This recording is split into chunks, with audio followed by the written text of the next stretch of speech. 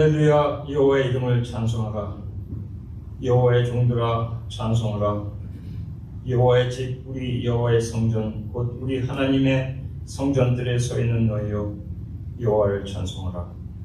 여호와는 선하시며 그의 이름이 아름다우니 그의 이름을 찬양하라. 하나님 감사합니다. 오늘도 주의를 허락하시고 저희들이 나와서 하나님께 예배드리며 주님의 은혜와 복을 받을 수 있는 축복과 은혜 주심을 감사합니다. 주여, 주님의 위대하심을 찬양합니다. 주님의 사랑을 찬양합니다.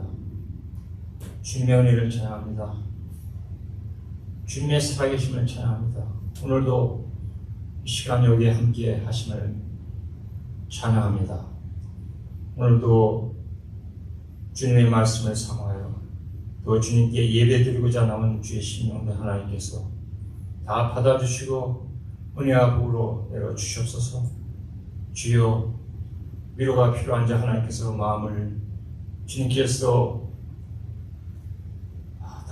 다듬으시고 위로하시고 평안을 주시고 육신의 아픈 자 하나님께서 치유를 주시고 가정에 어려움 있는 자 하나님께서 평안을 주시옵소서. 이 한 시간 주님께 예배드릴 때 하나님이여 모든 것을 걷어가 주시고 평안과 위로로 채워 주시옵소서. 예수님의 이름으로 기도합나이다. 아멘. 다 같이 찬송가 135장 부르시겠습니다.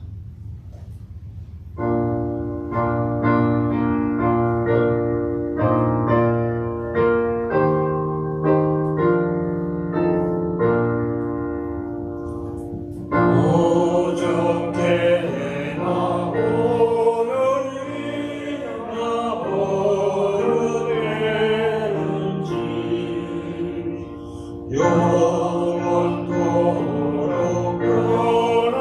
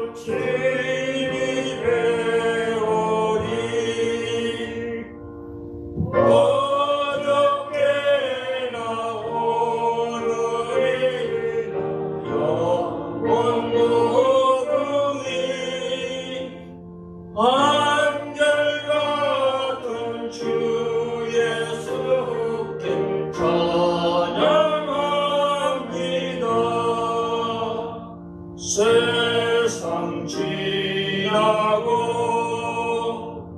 변할지라도 영원하신 주 예수 찬양합니다.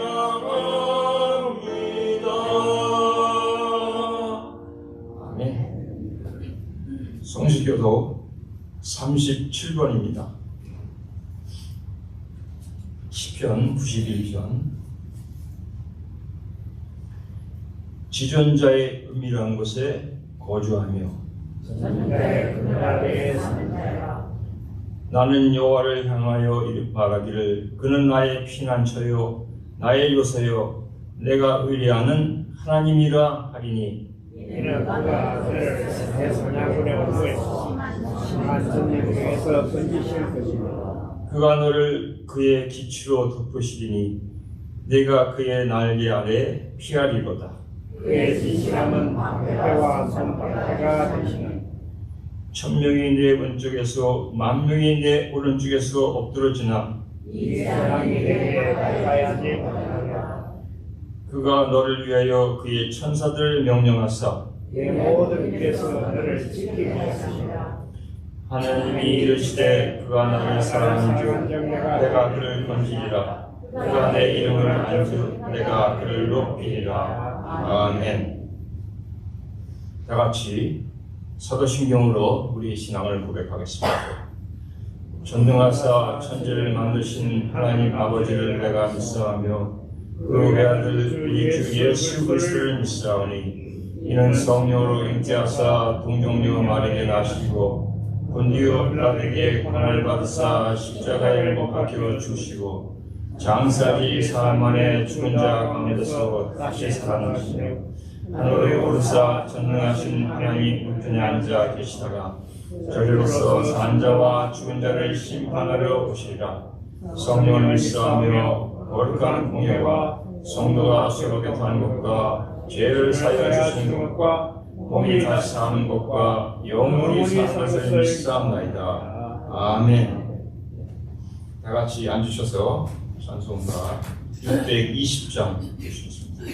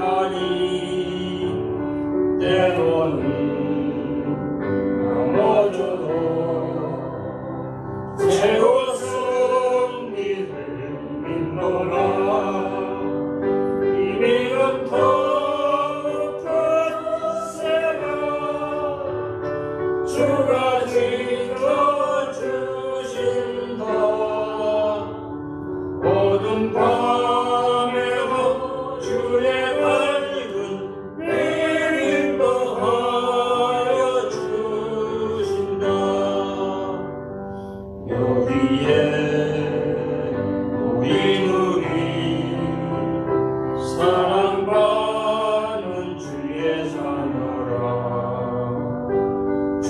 하늘에서 뜻하신 바 우리 통해 펼치신다. 고통과 슬픔 중에 더욱 주님 의지하오니 어려움 이겨내고 주님 더욱 찬양하라. 이민은 더욱 굳세라. 주가 지켜주신다. 모든 번에도 주의 얼굴 인도하여 주신다. 아멘. 김성덕 전도사님 나오셔서 대표 기도 인도하시겠습니다.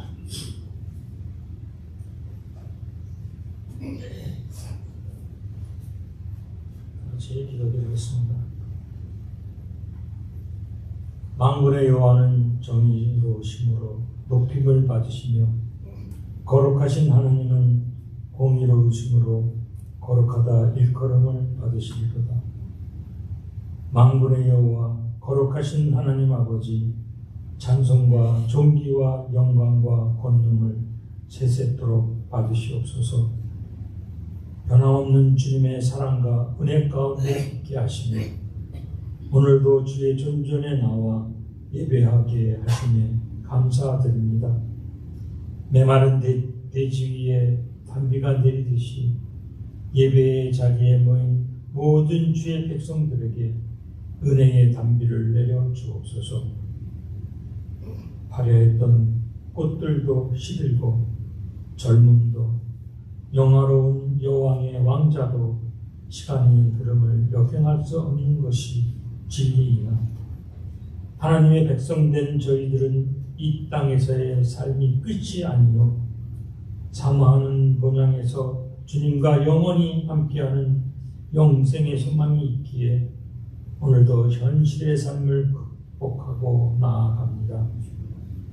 비록 우리들의 삶이 이기치 않은 사고와 아픔과 고난이 있어도 그 가운데 주님이 함께 하시며 측량 못할 은혜로 채우시고 늘 성령에 감아 주시며 그로 인해 큰 위로와 기쁨으로 찬양할 수 있게 믿음 주심에 감사드립니다. 자비와 긍휼의 하나님 아버지, 오늘도 삶 속에서 지었던 모든 악한 언행들과 제약들을 떨쳐내지 못하고 무거운 죄짐의 발길로 주님 전에 나왔습니다. 우리들의 제약을 소멸하실 분은 주님밖에 없음에 자박하는 저희들을 불쌍히 여겨 주시옵시고 용서하여 주시옵소서. 사랑하는 하나님 아버지, 그동안 뜨거웠던 대지도 식어가고 결실의 계절인 가을의 초입에 들어섰습니다. 믿음의 자녀들인 저희들도 성령의 열매를 맺을 수 있게 붙들어 주시옵소서. 이제 얼마 남지 않은 우리들에게 주어진 시간과 기회들을 헛되이 보내지 않게 하시고 지금 이 시간 이 하나님께서 허락하신 최선의 시간임을 기억하고 충성과 성실로 살아가게 하옵소서. 말씀과 기도와 사랑과 섬김과 복음 전파의 결실들이 풍성하게 열매 맺게 이끌어 주시옵기를 간절히 소망합니다. 주님의 피 갚으러 세우신 코로나 갈보리 교회를 사랑하시는 하나님 아버지, 하나님의 전지전능하심을 믿습니다. 오늘 간절한 마음으로 간구하는 믿음의 기도를 들어주실 줄 믿습니다. 저희 교회에서는 아프신 분들이 많이 있습니다. 영육간에 고통당하는 처해 있는 자녀들, 교통사고로 심하게 다쳐 입원 중에 있는 성도가 있습니다. 여호라파 지뢰의 하나님 아버지, 하나님의 의로운 팔로 치유하여 주옵소서. 하루빨리 고침받아 이전보다도 강건케 하시고 주님의 선한 능력을 세상에 전파하게 하옵시고 더욱 충성된 종으로 쓰임받게 하시기를 두 손 모아 기도합니다. 권능의 하나님 아버지, 이 시간 선포되는 주님의 진리의 말씀에 듣는 모든 이들에게 치유와 회복이 임하며 선한 능력으로 세상을 변화시키는 힘을 얻는 시간 되게 하옵소서. 또한 믿음이 그의 행실과 함께 일하고 행함으로 믿음이 온전하게 됨을 알고 실천하는 다짐의 시간이 되게 하옵소서. 단위에 세우신 조대준 목사님에게도 성령의 능력을 부으사 장중을 붙들어 주시옵시고 필요한 모든 것을 채워 주시옵기를 간절히 원합니다. 예배를 위해 헌신하는 모든 손들 위해 주님의 위로와 축복이 있기를 소망하며 이 모든 기도와 간구 부활이요 생명 되신 주 예수 그리스도의 이름으로 기도드립니다.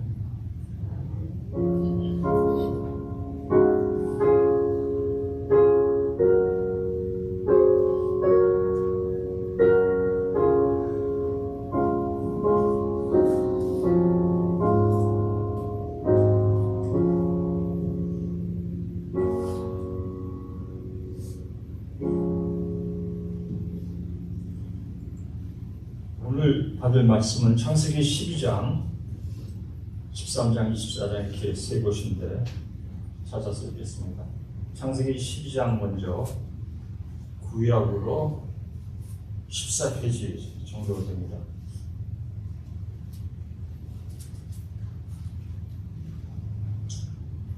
창세기 12장 1절부터 10절까지 먼저 저랑 여러분들이랑 교독하겠습니다. 그 다음에 13장으로 가고 14장. 창세기 12장 1절 제가 먼저 읽겠습니다. 여호와께서 아브라함에게 이르시되 너는 너의 고향과 친척과 아버지의 집을 떠나 내가 내게 보여줄 땅으로 가라.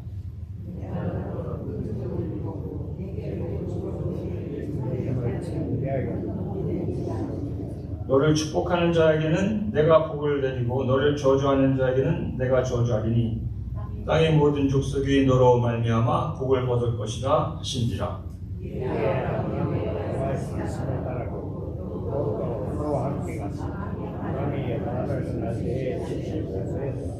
아브라함이 그의 아내 사레와 조카 롯과 하란에서 모은 모든 소유와 얻은 사람들을 이끌고 가나안 땅으로 가려고 떠나서 마침내 가나안 땅에 들어갔더라. 아브라함이 그 땅을 지나 세겜 오래 성소리 나무이 그때 가나안 사람이 그 땅에 들어가니라. 여호와께서 아브라함에게 나타나 이르시되 내가 이 땅을 네 자손에게 주리라 하신지라. 자기에게 나타나신 여호와께 그가 그곳에서 제단을 쌓고 그래서 베델 동쪽 산으로 옮겨 마지막을 치고 서쪽은 베델이요 북쪽은 아이다. 그가 그곳에서 여호와께 제단을 쌓고 여호와 이름을 부르되 13장으로 가서 5절부터 11절까지 여기 아브라함과 롯이 헤어지는 장면인데 읽겠습니다. 13장 5절부터 11절까지 교독합니다. 5절 제가 먼저 읽습니다. 아브라함이 일행 롯도 양과 소와 장막이 있으므로 땅이 그들이 공부하게 노력하지 못하였으니 그들의 수가 많아서 구할 수 없으니라. 그러므로 아브라함의 가축의 목자와 롯의 가축의 목자가 서로 다투고 또 가나안 사람과 부스 사람도 그 땅에 거주하였는지라. 아브라함이 롯에게 이르되 우리는 한 친족이라 나는 너나 내 목자나 서로 다투게 하지 말라. 네 앞에 온 땅이 있지 아니하느냐? 나를 떠나가라. 내가 좌하면 나는 우하고 내가 우하면 나는 좌하리라. 이에 롯이 눈을 들어 다방길을 바라 서까지 온 땅의 물이 넉넉하니 여호와께서 소금과 고라를 멸하시기쯤이었으므로 여호와의 손 잡고 애국 땅과 같았더라. 아멘. 24장으로 가겠습니다. 24장 1절부터 8절까지 아브라함이 늙어서 아들 이삭을 위해서 아내를 찾는 그런 장면입니다. 24장 1절부터 8절까지 교독합니다. 1절입니다. 아브라함이 나이가 많이 늙어서 여호와께서 그에게 범사의 복을 주셨더라. 아브라함이 자기의 모든 소유를 나타내는 주중에 청하건대 내 흙지 밑에 내 손을 놔라. 내가 너에게 하늘의 하나님 땅의 하나님이신 여호와를 가르쳐 맹세하게 하노니 너는 내가 거주하는 이 지방 가나안 족속의 딸 중에서 내 아들을 위하여 아내를 택하지 말고 내 족속에 가서 내 아들을 위하여 아내를 택하라. 종이 이르되 여자가 나를 따라 이 땅으로 오려고 하지 아니하거든 내가 주인의 아들을 주인이 나오신 땅으로 인도하여 돌아가리이까. 아브라함이 그에게 내 아들을 데리고 돌아가지 아니하고 하늘의 하나님 여호와께서 나를 내 아버지의 집과 내 고향 땅에서 떠나게 하시고 내게 말씀하실 때 내게 맹세하여 이르시기를 이 땅을 내 씨에게 주리라 하셨으니 그가 그 사자를 너보다 앞서 보내실지라 내가 거기서 내 아들을 위하여 아내를 택할지니라. 아니 내가 아들을 따라오려고 하지 아니하니 나의 맹세가 너와 상관이 없다. 오직 내 아들을 데리고 너희로 가지 아니하니. 수고하셨습니다. 기도하겠습니다. 하나님 아버지, 이 시간 이 말씀을 받습니다. 주여, 저희들을 택하시고 이 세상으로 보내시고 이 땅에서 살게 하셨는데 왜 이 땅에 보내시고 살게 하셨는지 그것을 알고 싶습니다. 주님, 저희가 지금 살아있는 이유를 알고 싶습니다. 가르쳐 주시옵소서. 주여, 이 심하고 깊고 넓고 큰 이 내용을 다루기에는 이 점이 너무나 부족합니다. 주여, 주님께서 말씀을 가르쳐 주시옵고 오늘 모인 신령들에게 주님께서 말씀으로 깨우쳐 주시고 삶을 보게 하시고 삶의 앞을 보게 하시고 삶의 앞을 인도하여 주시옵소서. 오늘도 은혜 받고 신령이 변하고 새로운 삶으로 시작하는 오늘 하루가 되게 주시옵소서. 성령께서 인도하여 주시옵소서. 그렇게 하실 줄 믿습니다. 예수님의 이름으로 기도합니다. 아멘. 스티브 잡스는 애플 회사를 창립한 사람인데 그가 살아있을 때 이런 말을 했습니다. 우리가 이 땅에 있는 목적은 우주에 구멍을 내기 위해서이다. 그만큼 큰 영향을 줘야 된다는 거죠. 그가 1982년에 펩시콜라의 CEO였던 존 스컬리라는 사람을 애플 회사로 영입하고자 노력했습니다. 그때 이 스티브 잡스가 존 스컬리에 대한 유명한 말이 있습니다. 존, 당신은 나머지 인생 동안 설탕물을 만들겠습니까? 아니면 세상을 변화하기를 원합니까? 이렇게 도전적인 말을 했다고 합니다. 그래서 결국 존 스컬리는 펩시콜라를 그만두고 애플 회사로 와서 CEO가 됐습니다. 일론 마스크는 테슬라라는 자동차 회사 대표이고 또 스페이스 X라는 우주 항공함 로켓을 쏴서 올리는 그 회사의 대표입니다. 그는 자기의 삶의 미래에 별들이 들어가 있어야 한다 이렇게 말합니다. 인간이 이 우주에서 여러 행성에 사는 것, 지구뿐만 아니라 화성, 여러 행성에 사는 그런 세계를 만든 것이 자신이 살아있는 삶의 목적이라고 합니다. 리차드 더킨스라는 사람은 영국 옥스퍼드의 생물학자이고 진화론자이고 무신론자이고 반기독교주의자인데 그는 말하기를 지금 우리가 40억 년의 진화의 산물에 세상에 살고 있다. 내 삶의 목적은 우리가 어떻게 여기까지 왔는지에 대해서 그런 진리를 알아내는 것이 내 삶의 목적이다. 그렇게 얘기합니다. 물론 진화론으로 얘기하는 거죠. 저스틴 비버는 아는 분은 아실 텐데 가수인데 내 삶의 목적은 사람들에게 영감을 주는 것이다 말합니다. 자기 바시데루라는 이 인도의 힌두교 구루는 이렇게 얘기합니다. 우리가 100만 년을 살아도 우리의 삶의 목적을 알 수가 없다. 우리 삶에 일어난 일이 너무나 많기 때문에 이런 질문 자체가 의문이 없다고 합니다. 조지 버나시아는 19세기 중반부터 20세기 중반에 살았던 영국의 작가이고 변증가인데 1925년에 노벨 문학상을 받았습니다. 그가 인생 말년에 이런 질문을 받았습니다. 당신이 만일 인생을 다시 산다면 어떤 삶을 살고 싶습니까? 이렇게 물어봤습니다. 그러니까 이 버나시아가 한 말이 내가 원래 이 땅에서 어떤 사람이 되기로 의도되었던 그 사람이 되기를 나는 원합니다. 이렇게 대답했습니다. 조지 버나시아가 믿는 사람인지 안 믿는 사람인지 저는 모르겠어요. 그러나 그가 대답한 말이 저에게는 마음이 듭니다. 내가 이 땅에서 이미 되기로 계획되었던 그 사람이 되는 것. 이것은 물론 우리가 그리스도를 알고 하나님의 계획을 알아야지 그렇게 될 수 있죠. 오늘 우리는 나의 그 사람을 찾아보겠습니다. 우리는 지난 메시지에서 하나님을 믿는 모든 신자들의 보편적 삶의 목적에 대해서 배웠습니다. 우리는 하나님의 영광을 찬송하는 겁니다. 우리가 목소리를 찬송하는 것뿐 아니라 삶 속에서도 찬송합니다. 어떤 삶이냐? 먼저 거룩하고 의로운 삶을 통해서 하나님을 찬송합니다. 그 다음에는 우리가 하나님의 유업을 이어받을 상속자처럼 살면서 우리는 하나님의 영광을 찬송합니다. 그 다음에는 이 땅에서 나의 삶의 주인은 하나님이라는 그런 삶을 살면서 우리가 하나님을 찬송합니다.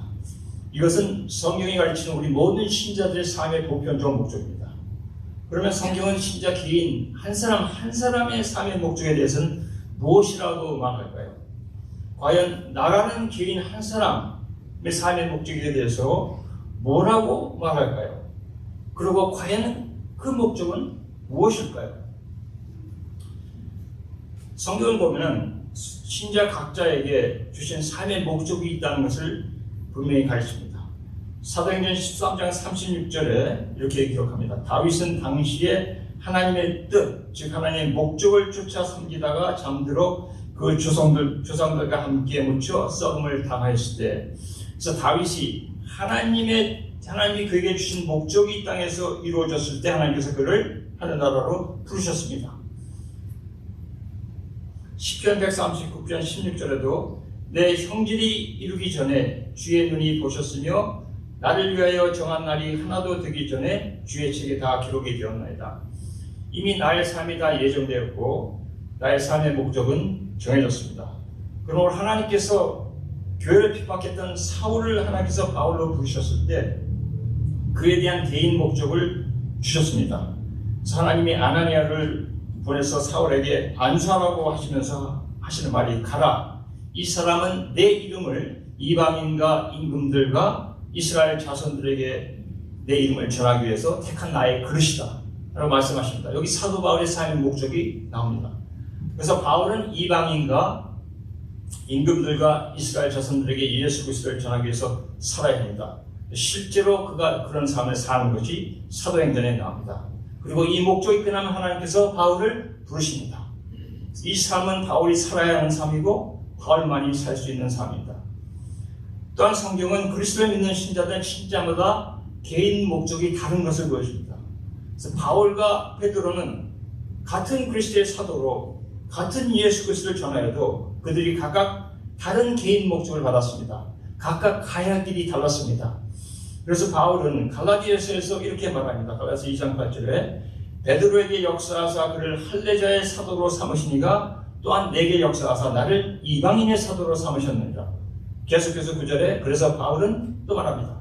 우리는 이방인에게도 그들은 할례자에게도 가게 하려 합니다.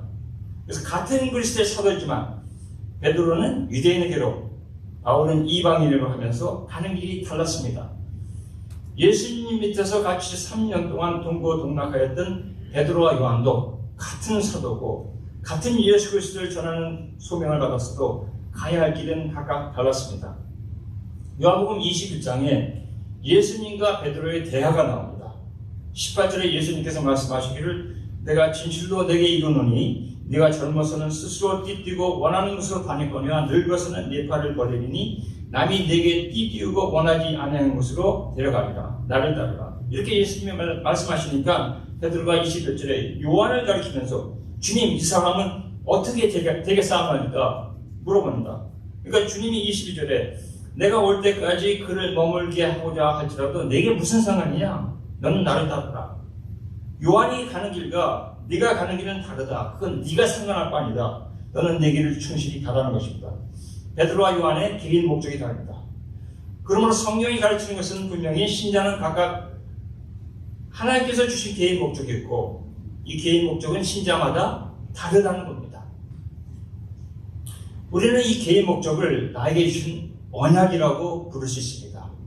갈라디아서 4장 28절에 너희는 이삭과 같이 약속의 자녀라고 합니다. 너희는 이삭과 같이 언약의 자녀라고 합니다. 에스겔 16장 62절에 내가 네게 내 언약을 세워서 너로 나를 여호와인 줄 알게 하리니 라고 기록합니다.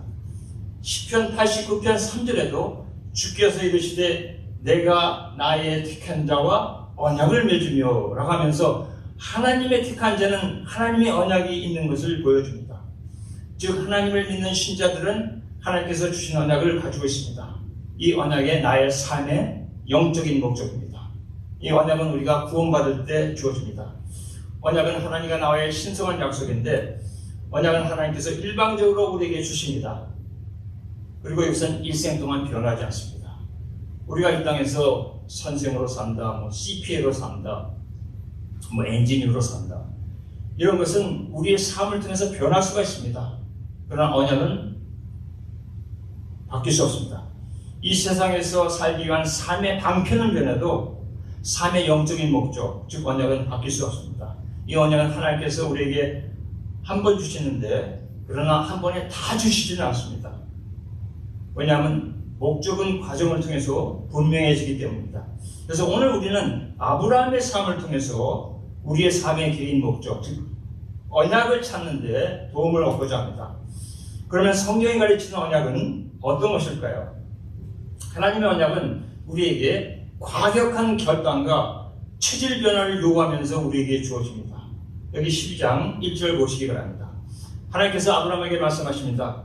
너는 너의 고향과 친척과 아버지 집을 떠나 내가 네게 보여줄 땅으로 가라 하십니다. 이것은 단순히 한 장소에서 다른 장소에 이동이 아닙니다. 삶의 영역의 이동입니다. 세상적인 삶, 물질적인 삶을 떠나서 하늘나라로 향한 삶으로서의 삶의 영역의 이동입니다.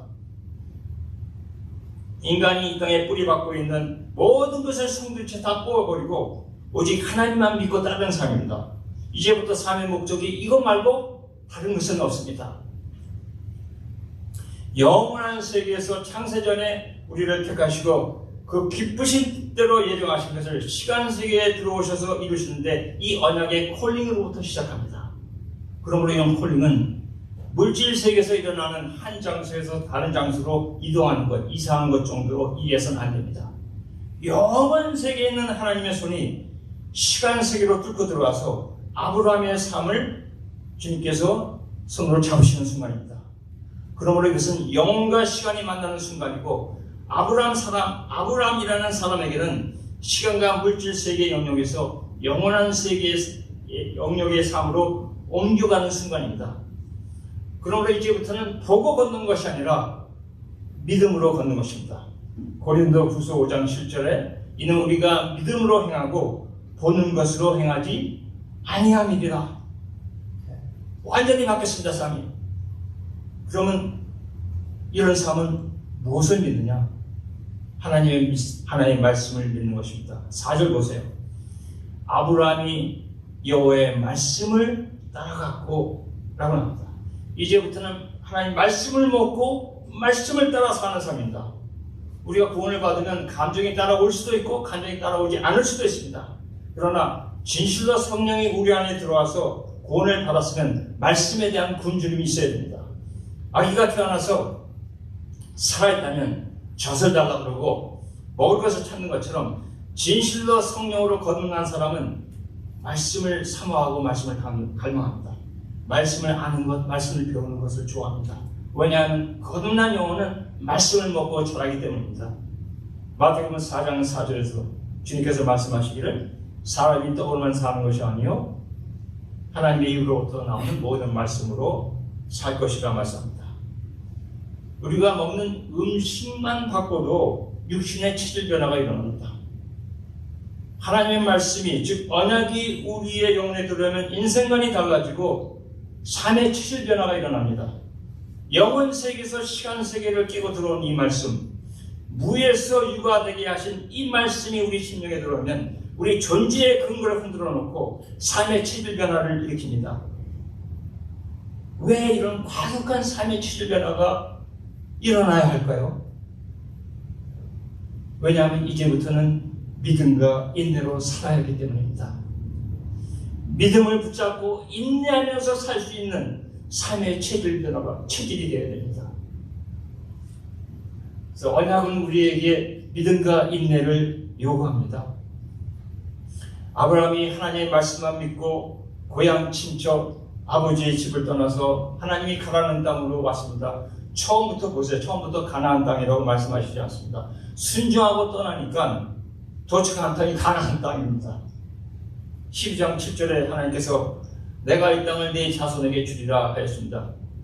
그런데 이 땅은 이미 가나안 사람들이 살고 있습니다. 아브라함은 이렇게 말하셨습니다. 아니 여기 와보니까 가나안 사람들이 이미 살고 있습니다. 최소한 1000년을 여기서 살고 있고 뿌리를 내렸습니다. 이들의 조상들의 묘들이 있고 할아버지, 아버지, 자손들 지금 다 뿌리를 내리고 살고 있고 앞으로도 제가 보니까 수백 년, 수천 년은 더 살 것 같습니다. 그리고 저에게 또 제 후손에게 이 땅을 주시겠다고 하셨는데 저는 아들도 없습니다. 주님께서 주시겠다는 이 땅은 이미 다른 민족이 뿌리를 내리고 오래 살고 있고 이 땅을 받을 자손은 저에게 존재하지도 않습니다. 그리고 이 땅을 제 자손에게 주시려면 제 아들이나 손자하고 언약을 하셔서 그 사람들을 갖다 불러오시지 왜 저를 편안히 잘 사는 갈대우르 땅에서 이렇게 방랑생활을 하게 만드시면서 고생을 시키십니까? 하나님의 언약은 인간의 이성과 이해를 초월합니다. 하나님의 언약은 인간이 볼 때 불가능합니다. 그러니까 믿음과 인내가 필요합니다. 아브라함 자손에게 이 땅을 주신다는 약속. 그러나 그 땅은 이미 가나안 사람들이 살고 있습니다. 아브라함은 자녀가 없습니다. 현실은 이 약속이 불가능하다고 합니다. 저 같으면 아마 짐 싸서 돌아갈까? 잘못 왔다. 그런 생각 들 것 같아요. 여러분 그런 생각 들어보신 적 있습니까? 믿음 생활할 때? 더 한 발짝 나가서는 그러다 망하겠다. 이럴 때 아브라함이 무엇을 할까요? 7절 보세요. 아브라함이 무엇을 할까요? 여호와께서 아브라함에게 나타나 주시되 내가 이 땅을 네 자손에게 주리라 하시니라. 자기에게 나타나신 여호와께 그가 그곳에서 제단을 쌓고 짐을 싸고 돌아가려고 하는 것이 아니라 아브라함이 뭡니까? 거기서 제단을 쌓고 하나님께 예배드리며 경배하며 여호와의 이름을 부릅니다. 8절에 또 거기서 베델 동쪽 산으로 옮겨 장막을 치니 거기는 베델이요 동쪽은 아이라. 그가 그곳에서 여호와께 제단을 쌓고 여호와의 이름을 부르더니 또 옮겨서 방랑생활 하는데도 또 옮겨서 거기서 제단을 쌓고 또 하나님께 경배하며 여호와의 이름을 부릅니다. 하나님의 언약을 받은 사람에게는 불가능 속에서 믿는 믿음, 환경을 초월한 믿음을 요구합니다. 그래서 로마서 4장 18절에 이렇게 기록합니다. 아브라함이 바랄 수 없는 중에 바라고 믿었다고 나옵니다. 그래서 불가능 속에서 하나님의 말씀을 따라서 언약의 삶을 살 것인가에 대한 결단이 필요합니다. 하나님께서는 언약의 삶을 사는 사람들은 반드시 이런 과정을 거치게 하십니다. 세상 사람들에게는 언약은 이길 수 없는 싸움을 하는 것 같고 이룰 수 없는 허망한 꿈을 쫓는 것 같습니다. 그러나 모든 것이 불가능하게 보여도 하나님께서 언약의 사람에게 하나님께서 이루신다는 믿음을 주십니다. 윌리엄 윌버포스는 18세기 중반부터 19세기 초까지 살았던 영국 사람입니다. 부양 가정에서 태어나서 캠브리지 대학을 나오고 21살에 영국 의회의 국회의원이 되었습니다. 파티하고 도박하고 상류 사회의 삶을 살았습니다. 그러다가 1785년에 중생의 체험을 하면서 하나님의 뜻을 살피고 사회의 목적을 찾았습니다. 이 당시에 영국 사회 악인 노예매매로 없어서 영국을 윤리적으로 또 정의로운 사회로 만드는 것이 윌버포스가 하나님부터 받은 언약이었습니다. 그는 그 당시에 수상이었던 피트와 절친한 관계였습니다. 캠브리지의 또 동문이고 한때는 영국 권력의 2인자의 자리까지 올라왔습니다. 그러나 그는 권력을 쫓지 않고 국회의원 자리를 하나님께 주신 이 목적을 이루기 위해서 사용했습니다. 1787년에 노예 매매를 불법화하기 위해서 법안을 올립니다. 근데 부결됩니다. 왜냐하면 노예 매매는 매우 상업적이고 이걸 통해서 많은 사람들이 부자가 됐습니다. 이들이 돈이 많습니다. 로비가 심합니다. 결혼을 가지고 바위를 치는 격이 됐습니다. 윌버포스는 많은 적이 생기고 조롱거리가 됐습니다. 그래도 흔들리지 않고 자기 길을 갑니다.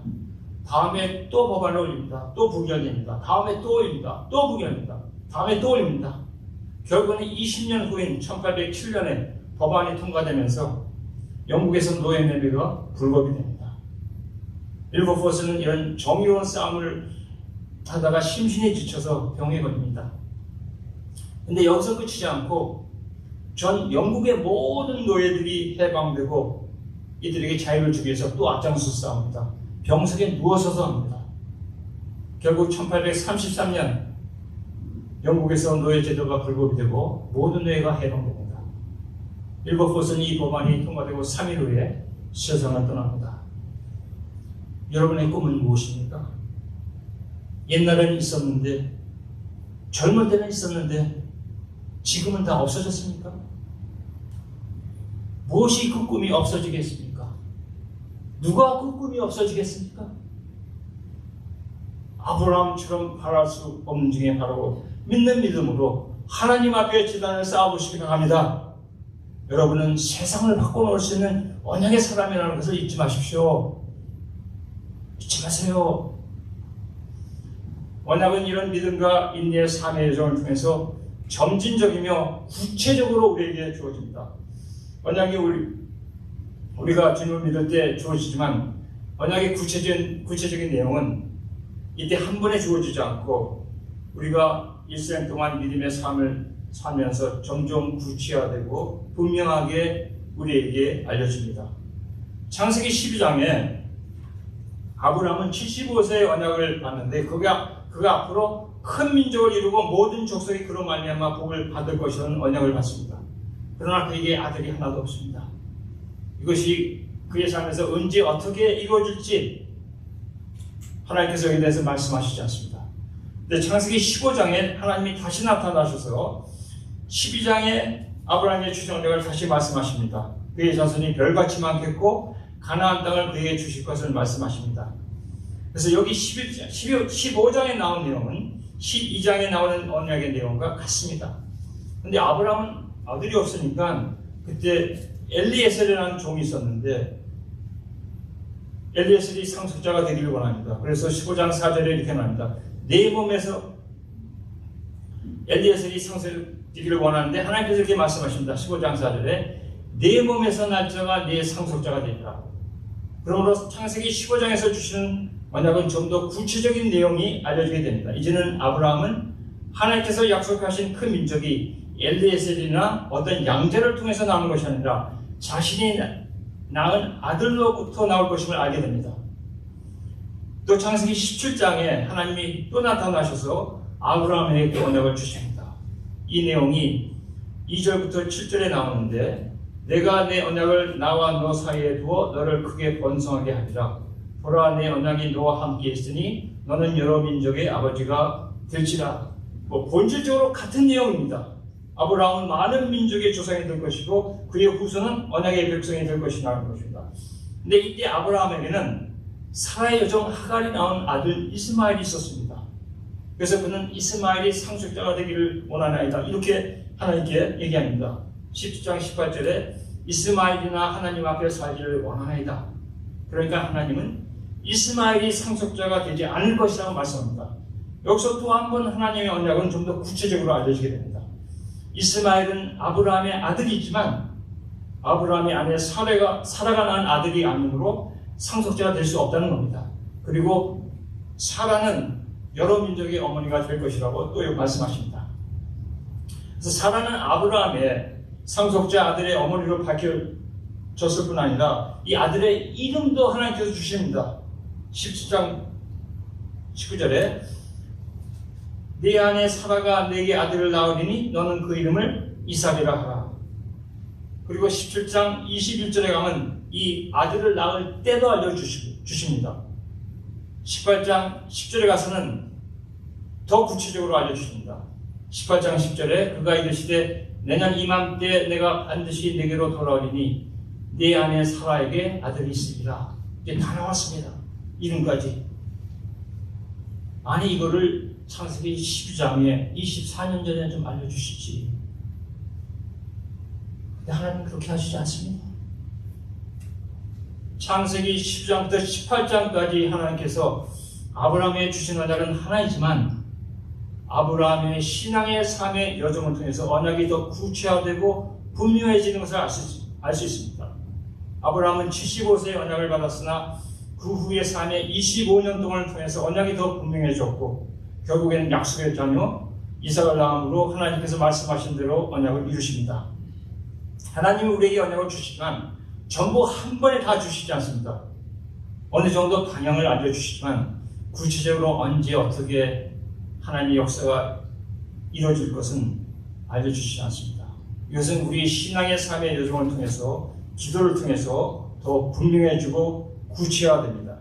그래서 오늘 본문은 아브라함의 삶을 통해서 언약이 더 구체화되고 알려지는 것을 보여줍니다.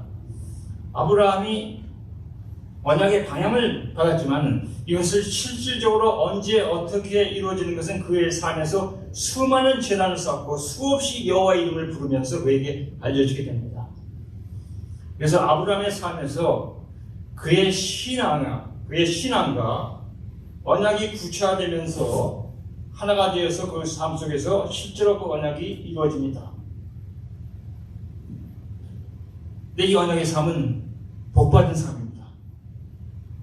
2절부터 3절까지의 내용을 보면 언약의 내용이 나오는데 한번 보시기 바랍니다.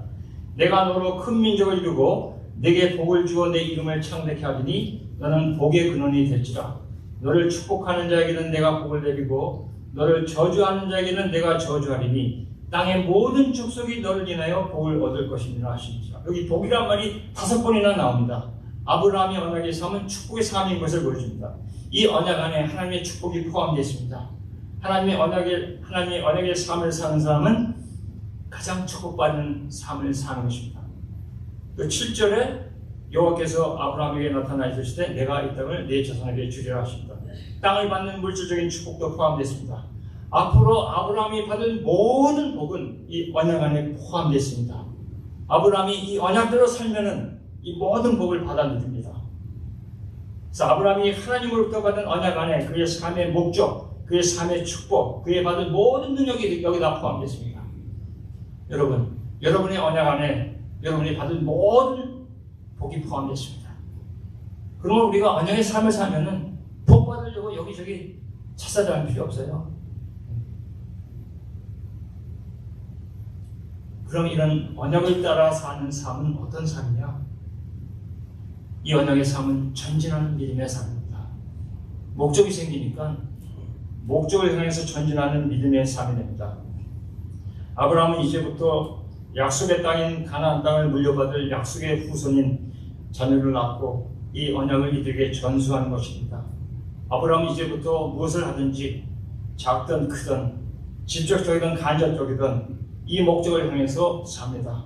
인간적으로 볼 때는 정착할 데 없는 떠돌이 인생입니다. 홈레스 피플 같아요. 그러나 아브라함과 그의 자손들은 분명한 목적을 가지고 살았습니다. 그것을 어디서 볼 수 있습니까?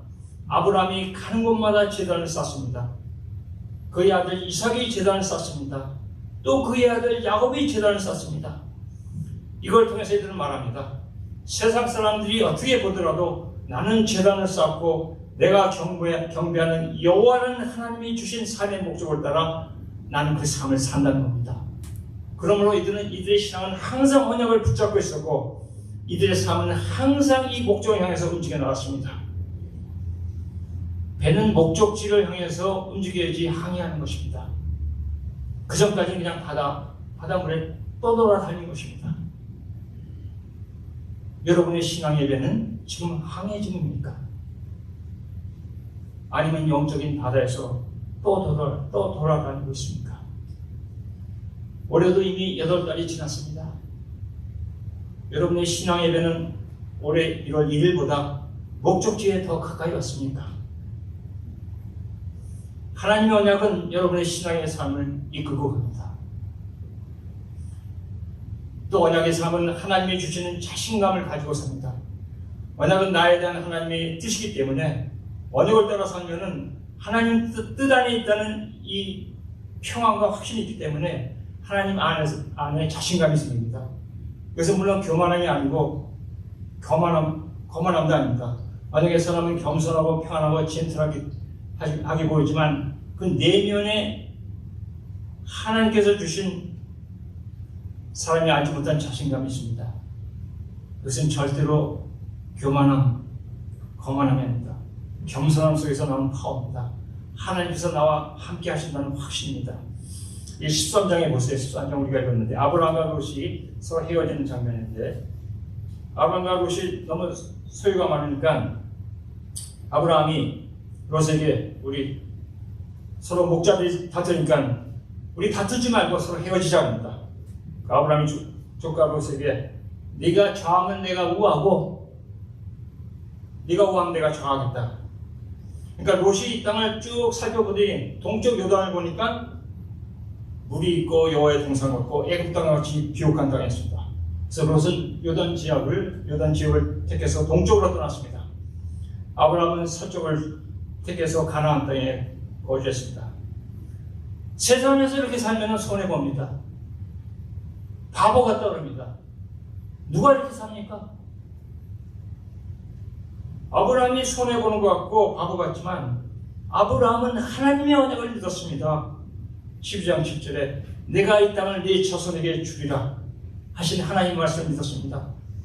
그러니까 사람들이 볼 때는 손해보는 것 같고 바보 같아도 아브라함은 이 모든 땅이 자기 후손에게 주어질 것을 믿었습니다. 롯이 동쪽으로 떠난 후에 하나님이 아브라함에게 말씀하십니다. 13장 14절 15절입니다. 너는 눈을 들어 너 있는 곳에서 북쪽과 남쪽, 동쪽과 서쪽 모든 쪽을 바라보라. 보이는 땅을 내가 너와 네 자손에게 주리라. 영원히 이르리라 말씀합니다. 하나님께서 아브라함에게 주신 언약을 다시 한번 확신시켜 주십니다. 근데 롯은 성경에 보면은 믿는 신자입니다. 베드로후서 2장 5절 6절에 보면 이렇게 기록이 되어 있습니다. 소돔과 고모라 성을 멸망하기로 정하여 죄가 되게 하사 후세에 경건치 아니할 자에게 본을 삼으셨으며 무법한 자의 음란한 행실을 인하여 고통하는 의로운 롯을 건지셨으니. 근데 이렇게 성경이 의로운 롯이라고 하니까 롯은 구원받은 사람입니다. 그러나 롯은 언약을 모르고 살았습니다. 믿지만 언약을 모르고 살면 롯처럼 삽니다. 하나님을 믿지만 언약을 모르니까 비즈니스 할 때는 꼭 세상 사람처럼 합니다. 삶의 목적을 모르기 때문에 인생의 중요한 결정들, 비즈니스나 결혼 같은 중요한 결정들은 세상 사람들의 기준에 따라서 합니다. 여기 롯 보세요. 돈과 물질이 결부되니까 빈틈이 없습니다. 요단을 보니까 물이 넉넉하고 여호와의 동산 같고 애굽 땅과 같았더라. 어떻게 돈 많이 벌고 더 부자 되는데 그 길을 마다하겠습니까? 그러니까 하나님을 믿어도 중대한 결정은 꼭 불신자처럼 요한일서 2장 6절에 나온 그 세상 귀신에 따라 결정합니다. 이는 세상에 있는 모든 것이 여러분 잘 아시죠? 육신의 정욕과 안목의 정욕과 이승의 자랑입니다. 다 아버지로 또 쫓아온 것이 아니요 세상으로 쫓아온 것이다. 이 기준에 따라 정합니다. 여기 롯이 보세요. 롯이 어떻게 했다고 나옵니까? 눈을 들어 본즉 동쪽이 물이 있고 비옥해요. 기도하고 결정한 게 아니라 보고 결정합니다. 그러니까 우리는 고린도후서 5장 7절에 어떻게 살아야 된다고 우리가 배웠죠? 이는 우리가 믿음으로 행하고 보는 것으로 하지 아니함이라. 그러니까 롯 같은 사람은 세상에 들어가면 신자의 모습이 없어집니다. 이런 사람은 하나님의 나라를 확장시키는데 아무 영향을 주지 못합니다. 또한 아브라함과 롯은 자녀를 결혼시키는데도 언약을 가진 신자와 언약이 없는 신자의 완연한 차이를 보여줍니다. 창세기 19장에 천사들이 롯에게 소돔이 곧 심판을 받을 테니까 이성을 떠나라고 말합니다. 그래서 롯은 자신과 결혼할 사이들을 불러서 이성이 망한다, 떠나자, 하나님의 심판이 온다. 그러니까 사위들은 그 말을 농담으로 받아들입니다. 사위들은 영적인 삶에 전혀 관심 없는 사람들입니다. 롯은 이런 사람들을 다 사위로 받아들였습니다. 아마 이 사람들은 세상적으로는 잘 나가는 사람들이었을 겁니다. 근데 창세기 24장 오늘 우리가 읽습니다. 아브라함이 아들 이삭을 장가드리는 내용이 나옵니다.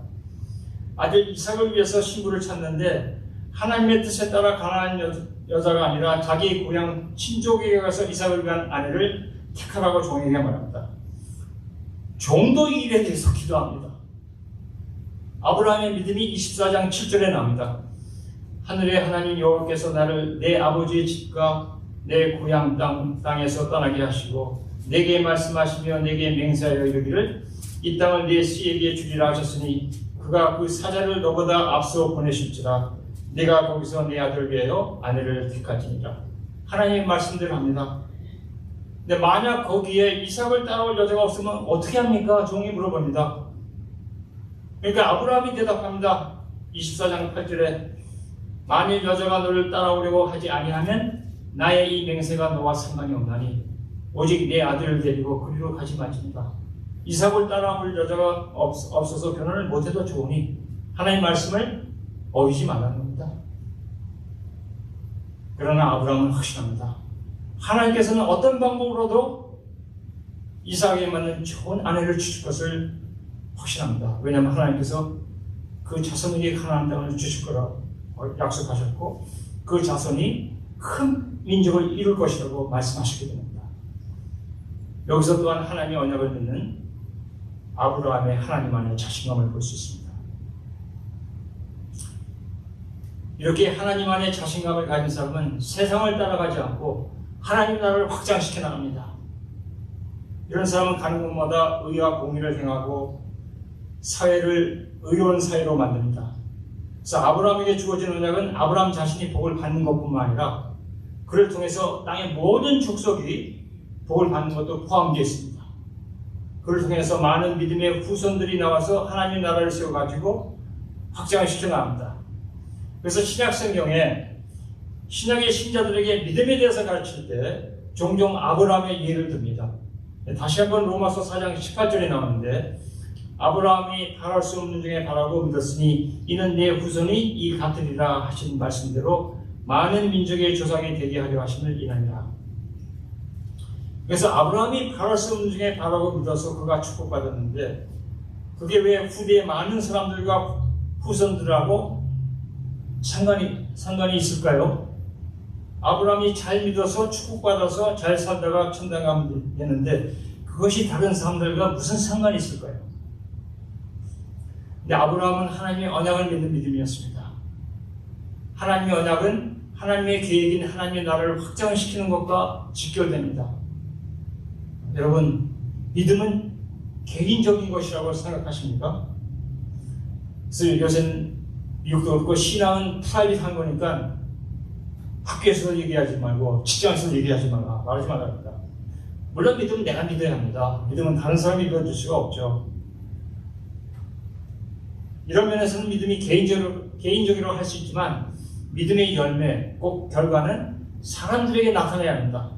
즉 믿음은 개인적이지만 믿음의 결과는 공동체에 나타나야 합니다. 성경이 가르치는 믿음은 공동체에 영향을 주는 믿음입니다. 그래서 베드로서에 베드로가 이렇게 말하죠. 이러므로 너희가 힘써 믿음의 덕을, 덕의 지식을, 지식의 절제를, 절제의 인내를, 인내의 경건을, 경건의 형제우애를, 형제우애에 사랑을 공급하라.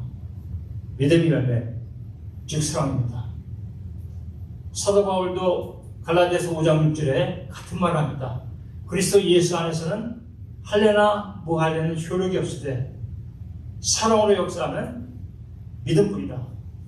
여기서 믿음의 열매는 사랑을 가르칩니다. 믿음은 개인적이며 프라이빗하지만 믿음의 열매는 공동체에 영향을 주는 퍼블릭한 것이고 공적입니다. 창세기 18장에 하나님이 소돔성을 멸하시러 오십니다. 아브라함이 이 소돔성을 살리기 위해서 하나님과 협상을 합니다. 50명의 의인이 있으면 살려주시겠다는 것을 시작해서 10명의 의인이 있으면 성을 살려주시겠다는 약속을 받습니다. 그러나 10명의 의인이 없어서 소돔 온 성이 망합니다. 거기에 있는 남자들, 여자들, 할아버지, 할머니들, 어린아이들, 베이비들 다 죽습니다. 근데 10명의 의인의 믿음과 소돔 온 성의 사람들이 죽고 사는 것과 무슨 상관이 있습니까?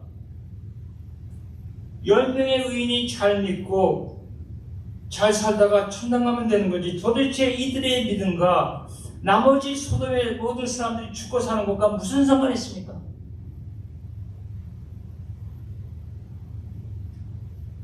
하나님은 의인의 믿음과 온 성의 사람들이 죽고 사는 것이 상관이 있다고 말씀하십니다. 18장 26절에 여호와께서 이르시되 내가 만일 소돔 성읍 가운데서 의인 50명을 찾으면 처음에 50명이었습니다. 그들을 위하여 온 지역을 용서하리라. 그들 위하여는 좀 더 정확하게 하면 그들 때문에 온 성 사람이 산다는 겁니다. 의인 50명의 믿음이 소돔이라는 공동체에 영향을 줍니다. 긍정적인 영향을 줍니다. 언약의 삶은 공동체에 긍정적인 영향을 줌으로써 하나님의 나라를 확장시켜 나갑니다. 그래서 아브라함은 이런 언약의 삶을 살았는데 저와 여러분은 어떤 언약을 받았을까요? 어떻게 나에게 주어진 언약을 알 수 있을까요?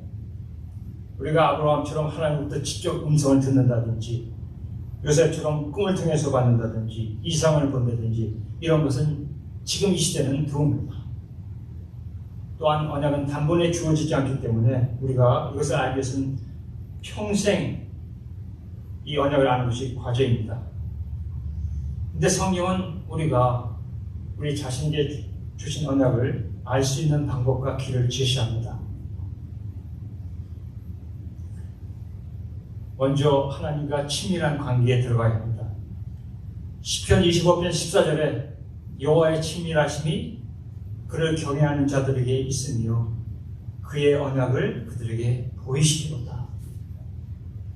여호와를 경외하는 자들에게 여호와의 친밀하심이 있고 비밀스러운 관계가 있고 남들이 모르는 절친한 관계가 있고 이들에게 하나님은 언약을 가르쳐 주시겠다는 겁니다. 여호와를 경외하는 자들. 여호와를 경외한다는 것은 무슨 뜻인가요? 두렵다는 뜻도 포함되어 있고 하나님을 존귀하게 여기고 영예를 돌린다는 뜻도 포함되어 있습니다. 우리가 하나님을 경외하기 위해서는 죄에 대한 바른 인식이 있고 우리 자신이 하나님 앞에 어떤 죄인인 것을 알아야 합니다. 그런 죄인이 거룩하신 하나님 앞에 서 있다는 걸 우리가 알아야 합니다. 생각만 해도 공포와 전율이 오는 겁니다. 그래서 잠언 8장 13절에 여호와를 경외하는 것은 악을 미워하는 것이라 얘기합니다. 나는 하나님 없이는 살 수 없는데 그 하나님은 심판과 형벌을 마땅히 받아야 하는 이 추악한 죄인이 다가가기는 너무나 거룩하고 너무나 의로우신 분이라는 겁니다. 그러므로 여호와를 경외한다는 것은 인간이 하나님 앞에서 죄인됨을 인정하고 너무나 거룩하고 의로우신 하나님께 두려운 마음으로 존귀와 영예를 돌리는 것을 의미합니다. 이렇게 여호와를 경외할 때 하나님은 가까워지고 우리에게 하나님의 비밀을 가르쳐 주십니다. 하나님의 언약을 보여주십니다. 우리가 이렇게 하나님을 경외하면서 또 기도를 통하여 우리에게 주어진 언약을 알 수 있습니다. 마태복음 6장 33절에 주님께서 우리가 제일 먼저 기도할 것을 가르칩니다. 그런즉 너희는 먼저 그의 나라와 그의 의를 구하라. 그리하면 이 모든 것을 너에게 더 하시라고 말씀합니다. 하나님 의가 기본 법칙인 하나님 나라가 이 땅에 확정되는 것은 우리 기도의 가장 중요한 부분입니다. 주님께서 주기도만 보더라도 먼저 나라가 임하옵시며 뜻이 하늘에서 이룬 것 같이 땅에서 이루어지라는 이 내용이 나온 후에 오늘 우리에게 일용할 양식을 주시옵고라는 내용이 나옵니다. 하나님 나라가 이 땅에 임하는 것과 하나님의 원대한 계획이고 하나님의 뜻이고 우리가 이 땅에 온 목적과 직결됩니다. 그래서 우리가 받은 언약은 하나님 나라가 확장되는 것과 직결됩니다. 그러므로 우리가 언약을 알기 위해서 기도하는 것, 또 언약이 이루어지기 위해서 기도하는 것은 우리가 하나님의 뜻에 따라 기도하는 것입니다. 그리고 이런 기도는 우리 기도 생활에서 매우 중요한 부분을 차지합니다. 어떤 목사님이 이런 얘기를 했어요. 성도들의 기도의 수준을 보면 신앙의 수준을 알 수 있다. 그런 말을 했습니다. 여러분은 무엇에 대해서 기도하십니까? 이 땅에 하나님 나라가 확장되는 것에 대해서 기도하십니까? 이것이 분명한 하나님의 뜻인데 여기에 대해서 내가 할 일이 무엇인지 생각해 보신 적 있으십니까? 하나님의 뜻이 이루어지기 위해서 내가 할 일이 무엇인지 하나님께 가르쳐 달라고 기도하십시오. 만약에 그렇게 기도하지 않았다면 오늘부터라도 그렇게 기도하십시오. 여러분 삶의 가장 중요한 기도를 먼저 하시고 반드시 해야 할 기도를 하십시오. 여기 마태복음 6장 말씀에 나온 대로 하나님이시여 하나님의 뜻인 하나님의 나라를 확장하는 것에 대해서 저에게 주신 언약을 알게 해 주시옵소서. 그러면 이때부터 여러분은 언약의 삶을 살기 시작하는 것입니다. 우리 기도의 내용의 혁명이 있기 전에는 믿음 생활의 혁명이 있을 수가 없습니다. 이런 기도를 하면서 하나님께서 받은 은사가 무엇인지 생각해 보시기 바랍니다. 내가 받은 탤런트가 무엇인지 생각해 보세요. 고린도전서 12장 14장에 하나님께서 주신 그 은사들이 나오는데 기도하면서 무슨 은사를 받았나 묵상해 보시고 또 하나님께 가르쳐 달라고 기도해 보시기 바랍니다. 고린도전서에 다스리는 은사, 위로하는 은사, 구제하는 은사, 가르치는 은사, 섬기는 은사들 18가지가 나옵니다. 하나님을 믿는 신자들은 최소한 한 가지 은사를 받았습니다. 은사를 가지고 교회를 강건하게 세워나가는 그런 목적으로 우리에게 주어졌습니다. 또 달란트도 주셨는데 달란트는 은사라고 하지 않지만 가진 재능이나 능력이나 또 기술이나 지식이나 또 받은 물질도 우리가 달란트라고 할 수 있습니다. 이런 달란트 은사를 가지고 하나님 나라를 위해서 기쁨으로 사용하시기 바랍니다.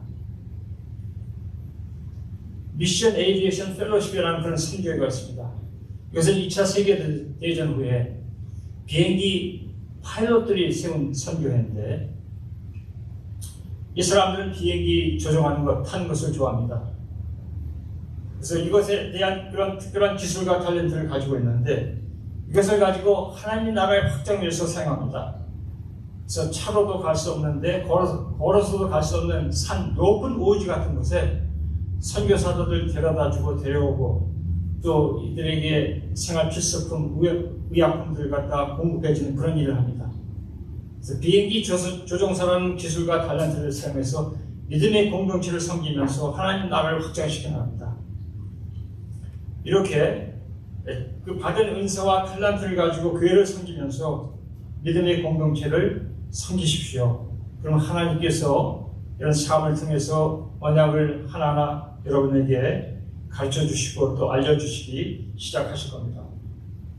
이렇게 언약의 삶을 살면은 하나님께서 다른 사람들을 통해서 이것이 나의 언약이라는 것을 확인시켜 줍니다.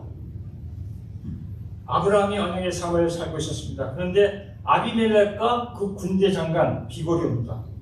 창세기 18장 22절에 이들이 와서 이렇게 말합니다. 네가 무슨 일을 하든지 하나님이 너와 함께 계시도다. 이 사람들이 안 보는 것 같아도 다 보았습니다. 아브라함, 이 사람은 언약을 가진 사람이구나. 이렇게 하나님은 사람들을 통해서 언약을 확인시켜 주십니다. 사도 바울이 이방인의 사도로 언약을 받은 것을 믿음의 공동체 사람들을 통해서 확인시켜 주십니다. 바울이 다른 사도들과 만나는 것을 여기 갈라디아서 2장 9절에 기록합니다. 또 기둥같이 여기는 야고보와 게바와 요한도 내게 주신 은혜를 알므로 나와 바나바에게 친교의 악수를 하였으니 우리는 이방인에게로 그들은 할례자에게로 가게 하렵니다. 이렇게 기록합니다. 그래서 하나님은 교회 같은 믿음의 공동체에 속한 사람들을 통해서 우리가 받은 언약을 확인시켜 주십니다. 컨펌해 주십니다. 그래서 믿음의 공동체의 사람들은 우리가 받은 은사와 우리가 걷는 언약의 길은 믿음의 공동체를 세워주고 하나님 나라를 확정시켜 나가는 데 도움이 된다는 것을 확인시켜 주시고 하나님은 이런 과정을 통해서 우리에게 언약의 삶을 컨펌해 주십니다. 오늘부터라도 하나님께 기도하면서 언약의 삶을 살아보십시오. 오늘이 9/11 9월 10일입니다. 우리에게 내일은 보장되어 있지 않습니다. 사실 구원 받자마자 언약의 삶을 살기 시작하게 됩니다. 될 수 있으면 젊을 때부터 언약의 삶을 살아야 합니다. 만약 한국의 젊은이들이 젊은 크리스천들이 언약의 삶을 살면은 나라를 바꿔놓을 것입니다. 세상을 바꿔놓을 것입니다. 그러나 나이가 문제 아닙니다. 아브라함은 75세, 모세는 80세에 언약의 삶을 살기 시작했습니다. 나이가 아니라 지금 내가 언약의 삶을 살고 있느냐 아니냐 하는 것입니다. 여러분의 믿음의 삶에 혁명을 한번 일으켜 보십시오. 그래서 여기 있는 모든 분들은 주님께서 부르실 때 주님, 내가 주님께서 원하시는 삶을 살고 왔습니다 라는 고백을 할 수 있는 모든 분이 되시기를 주님의 이름으로 축원합니다. 기도하겠습니다. 하나님 아버지, 주여, 주님께서 성령께서 역사하시옵소서. 하나님의 말씀이 나왔습니다. 성령께서 말씀을 가지고 역사하셔서 신령들에게 이 말씀을 가지고 기도하고 생각하는 그런 마음을 주시고 삶의 변화가 일어나게 하시고 가정이 변화되게 하시고 사회가 변화되게 하시고 주여, 이 세상에 영향을 줄 수 있는 하나님의 사람들로 살게 주님 인도하여 주시옵소서. 성령께서 역사하시고 성령께서 인도하여 주시기를 빕니다.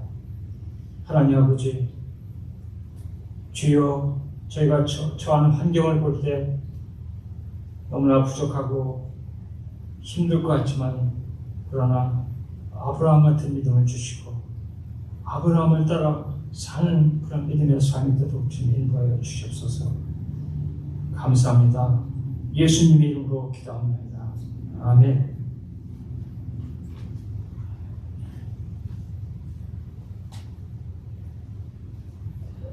찬송가 546장 보시겠습니다.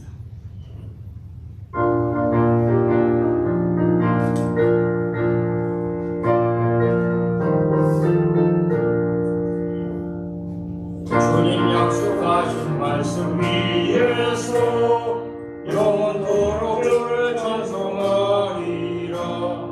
소리 높여 주께 영광 돌리며 약속 믿고 굳게 소리로 굳게 소리 영원하신 말씀 위에 굳게 소리 굳게 소리 그 말씀 위에 굳게 소리로 주의 약속하신 말씀 위에서 세상 영령에게 엄승할 때에 용감하게 힘써싸고 이기며 약속 믿고 굳게 소리라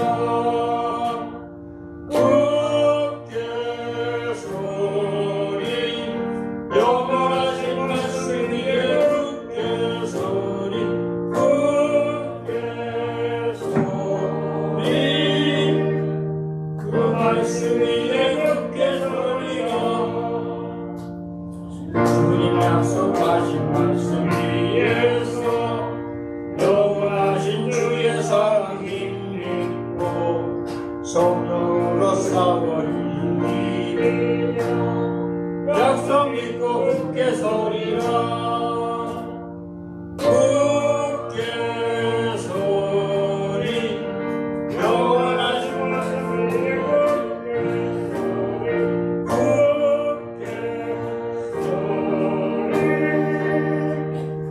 말씀 위에 굳게 서리라 주님 약속하신 말씀 위에서 성령 인도하는 대로 행하며 주님 품에 항상 쓰러들며 약속 믿고 굳게 서리라 굳게 소리 영원하신 말씀 위에 굳게 소리 굳게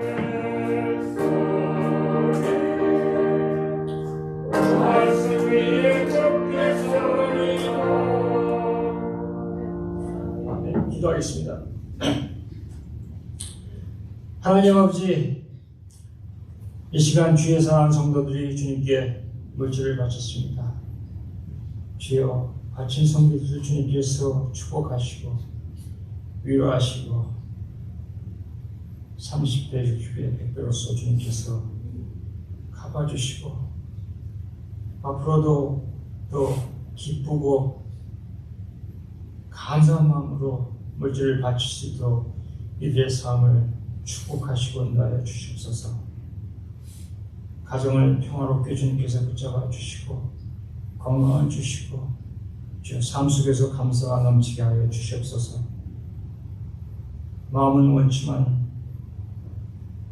마음대로 물질을 바치지 못한 심령이 있다는 하나님께서 위로하시고 주여 이 심령 속에서 주님께서 감사를 주셔서 앞으로는 또 감사함으로 하나님께 바칠 수 있는 그 믿음과 기쁨을 주시옵소서. 이 물질을 통해서 주님 영광 받으시고 이 물질을 통해서 하나님의 위대한 나라가 확장되는 데다 쓰여지게 해주시옵소서. 물질이 쓰여질 때마다 예수 그리스도의 살아계시고 위대하심이 나타나게 해주시옵소서. 예수님의 이름으로 감사하면서 기도합니다. 아멘.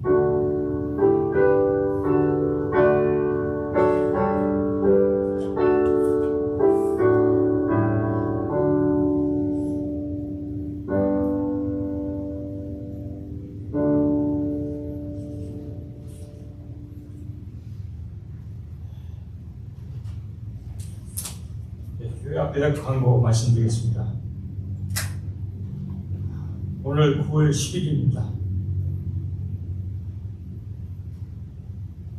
저도 몰랐는데 오늘 올 때 누가 오늘 9월 10일이라고 말씀해 주더라고요.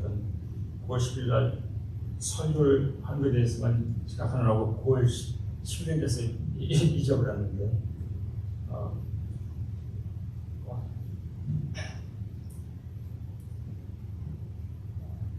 20일 전이죠. 그때 많은 분들이 그것 때문에 생명을 잃고 많은 가정에 어려움이 있는데 이 가정들 위해서 기도해 주십시오. 하나님 많은 가정들이 다 위해서 기도하고 오늘 9월 10일인데 다시 한번 우리 삶도 다시 한번 하나님께서 생각해 보시기 바랍니다. 마음과 뜻과 정성을 다한 예배를 통해서 살아계신 하나님을 만나고 공부한 영혼과 육체가 위로부터 임하는 기쁨과 안식과 평화를 받는 복된 주일 되시기를 바랍니다. 중국에도 김은숙 집사님 교통사고 때문에 어려움을 당하시는데 수술이 완료됐다 합니다. 속히 쾌유될 수 있도록 기도해 주시고 위로해 주시기 바랍니다. 그 밖에 우리 교회에서 중보기도 하는데 우크라이나 또 길본사님 속히 좋은 닥터 만나서 수술 받아서 통증이 없어지고 건강하게 또 사실 수 있도록 그렇게 기도해 주시기 바랍니다. 오 목사님 답은 그럼 일어나셔서 찬송가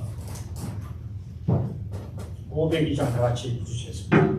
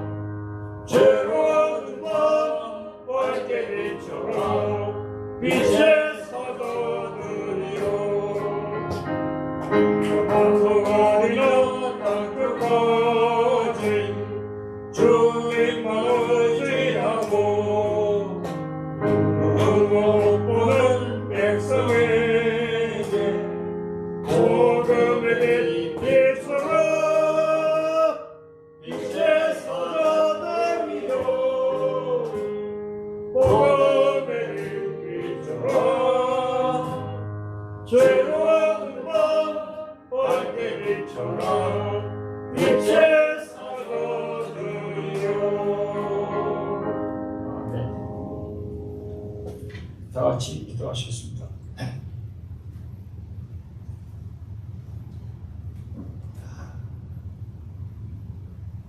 이제는 우리를 구원하시고 은혜를 주시고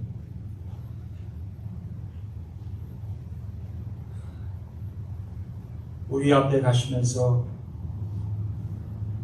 하나님의 언약대로 이 땅에 오셔서 그 언약의 삶을 살다 가신 우리 주 예수 그리스도의 은혜와 우리를 택하시고 우리에게 삶을 목적을 주시고 우리를 영원토록 사랑하시는 하나님 아버지의 사랑과 우리 안에 거하시면서 그 언약을 이루어나가시는 성령님의 내주하심과 인도하심이 오늘도 이 말씀을 듣고 이대로 살기로 하는 하나님의 백성들과 이들의 가정과 또 코로나 갈보리 장로교회 위에 영원토록 함께 계실지어다. 아멘.